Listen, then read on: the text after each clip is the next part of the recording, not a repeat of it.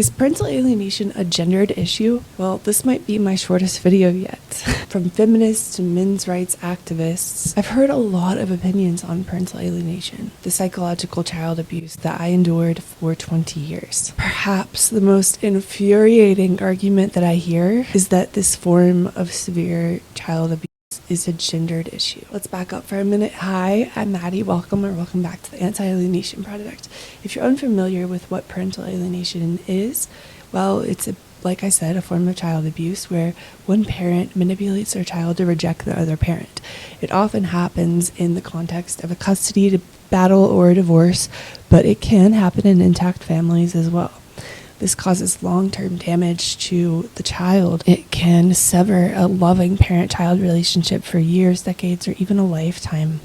I've been speaking out about this form of abuse since I learned the truth that I was made to believe lies and false allegations, horrible things about my dad for 20 years. And now I speak out about this in my project to try to alert society to how damaging it is and spread awareness about what this is in the first place. When people approach this topic through the lens of gender, I can automatically deduce a few things about that person.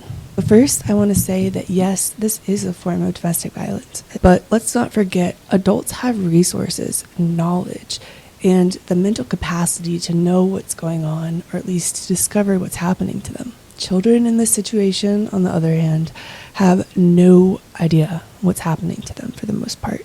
They are most often voiceless, helpless, and under extreme mind control. So when I hear men or women fighting online and complaining about this form of child abuse being a gendered issue, all mothers alienate, only mothers alienate, for example, that tells me that this person is so deep in their own trauma and their own pain that they fail to understand the true nature of this abuse. They aren't realizing that it's a child abuse issue. Like I say often, anyone with a pulse can alienate, mothers and fathers both.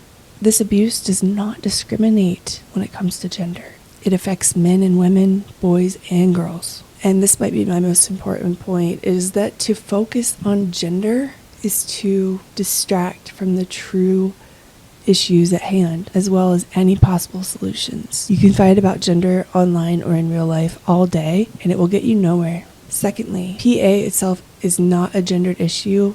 However, it is true that certain groups and organizations are trying to make it a gender issue. This includes both radical feminist groups as well as certain men's rights organizations, and they're both missing the mark and not helping any children.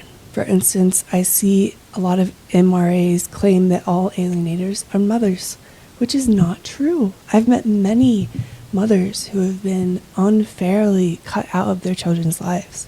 On the flip side, I've also met many fathers who've been cut out of their children's lives. It's also true that certain feminist groups currently argue that parental alienation doesn't even exist, that it's pseudoscience, that we should change the term parental alienation to child and mother sabotage, effectively cutting out the possibility that a father's relationship with their child can be sabotaged. And any feminist organization or fathers or men rights organization that focuses on this being a gendered issue is just further dividing the community, further distracting from the children who need our help.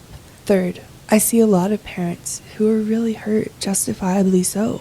And that might be you listening to this video. And maybe you've made it a gender issue. That's okay. Parents make the mistake of focusing on gender. It happens. But we really need to focus on healing and understanding what your child is experiencing. Honestly, please answer this in the comments because I can't think of a single answer to this question. How will fighting over gender help your children? I think a lot of this anger stems from one's trauma with their ex-partner. Say you've been really hurt and even abused by a partner of a certain gender. A lot of people will go so far as to become a man or woman hater altogether. Sometimes I think it's easier to turn against the other gender than to really face the true facts of what your child is going through. But I promise, no amount of misguided anger towards the other gender will ever reunite you with your child. If that's your goal at the end of the day, please consider reframing this in your mind and reframing your actions, especially with others who are going through this online. This is not a gendered issue. The more healing that you do, you'll be able to pull yourself out of your own trauma, and the lens through which you look at life will shift, and you will come to realize this is at its core a child abuse issue.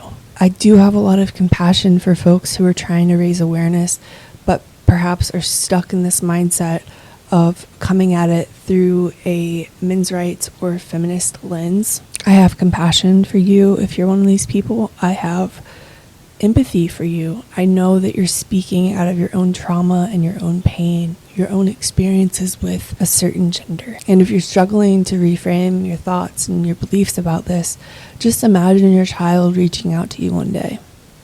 And imagine them asking, "So what have you been up to, Dad? What have you been up to, Mom?" And then imagine them finding out that you've been fighting and you've been focused on how much you hate the other gender. Do you think that your child would be proud? Do you think that your child would be grateful that you did that? So my answer in short, if you for some reason haven't deduced it yet, no, parental alienation is not a gendered issue.